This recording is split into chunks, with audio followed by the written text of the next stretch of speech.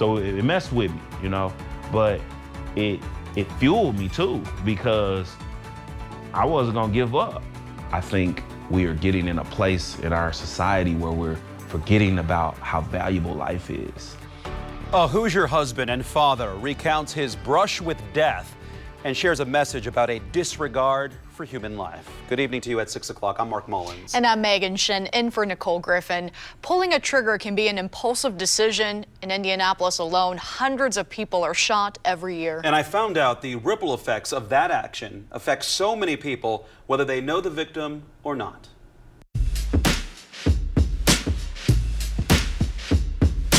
Tajuddin Rowley goes by TJ. Time really does slow down when those things are happening.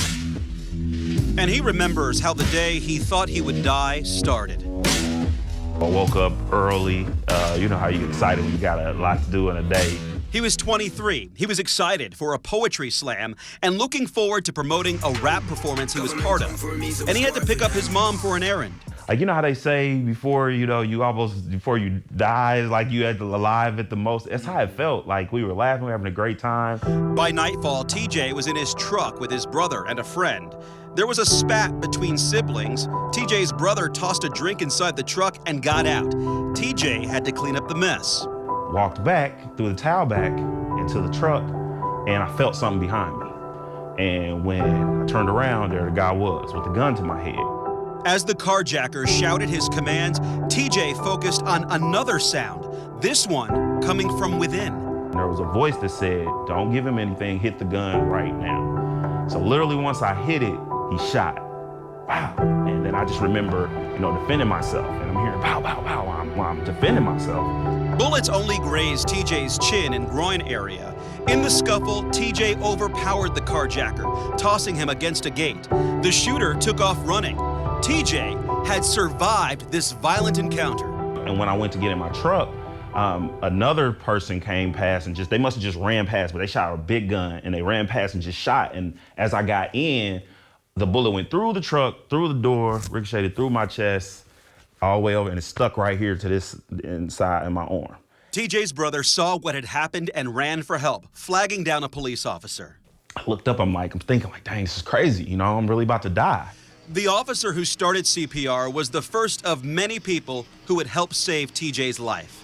Senseless gun violence that so many first responders and healthcare workers are seeing more of since the pandemic. It used to be not a daily occurrence, and now it's an everyday occurrence. So it's very frustrating to see things that are absolutely preventable happening to people every day. Jennifer Burchett sees the trauma day in and day out as an emergency department nurse at IU Health. What really hurts, she says, is seeing repeat victims. It's hard. It's hard because you fix them once, you help them once, and hopefully you never see them again in this situation. They designed them to be applied rapidly. Paramedic Jeffrey Skidmore tells me the shooting victims he's seeing seem like they're younger and younger. I think it's tragic. I think it's sad. I think it could be prevented. I don't have the answer for it. That road to recovery is a long road, and it taxes everybody that's involved, financially, emotionally, physically. Indianapolis Metro Police say the number of shootings are down this year in the city, but they are noticing similar trends too. Younger people being shot, younger people being the suspects, and also more females involved. Whether they're doing the shooting, they're getting shot, or they're putting themselves in a place where this type of activity is occurring. Blakeney Brooks is part of a team at Eskenazi Health, which tries to break the cycle of violence. She's an injury prevention coordinator. This is the first touch point of a person when they get violently injured is the hospital. They come here, and this is where, that moment of clarity. They've been injured. What am I doing wrong? What can I do better? And so we're here for that moment. If you were queen, what solutions would you put into place? What would you suggest? Housing for everyone. Housing is that a big part? Oh, that's our biggest issue is with housing. TJ recalls waking up in his hospital room and a nurse was sitting by his side. And she said, no doctor in this hospital can explain how a bullet went from one side of your body to the other and missed all your major organs. She named them all, like my heart, my esophagus, my spine, all these. She's like, and not hit any of them. And she told me, you're here for a reason. The bullet remained in TJ's arm for years and eventually pushed out on its own. TJ turned to his faith and pushed on through the pain, building his strength and finding the reason he's still here. I really want to press the value of life, you know, the value of a person. So you have to make an effort to talk positively, positive self-talk. He started the Actors Cafe, providing a space for actors to learn and practice their craft.